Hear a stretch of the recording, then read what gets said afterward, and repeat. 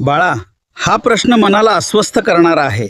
अनेक वेळा आपण प्रामाणिकपणे जगतो, कोणाचे वाईट करत नाही, सर्वांना मदत करतो. तरीही आयुष्यात संकटे, अपमान, आर्थिक अडचणी आणि मनस्ताप आपल्याच वाट्याला येतात.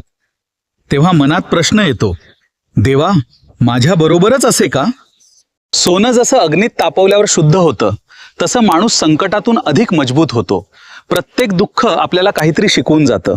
कधी कधी आयुष्यातील कठीण प्रसंग आपल्याला योग्य माणसं ओळखायला शिकवतात. सुखात अनेक जण सोबत असतात, पण दुःखात जे खंबीरपणे उभे राहतात तेच खरे आपले असतात. म्हणून संकटे आपल्याला नात्यांची खरी किंमतही समजावून देतात. भिऊ नकोस, मी तुझ्या पाठीशी आहे. संकट आले म्हणून आशा सोडायची नाही. आजचा अंधार उद्याच्या प्रकाशाला थांबवू शकत नाही. प्रत्येक रात्र संपते आणि नवी सकाळ उगवते. जर कोणी तुमचा अपमान केला, तुमची किंमत ओळखली नाही किंवा तुमच्या चांगुलपणाचा गैरफायदा घेतला, तरी तुमचा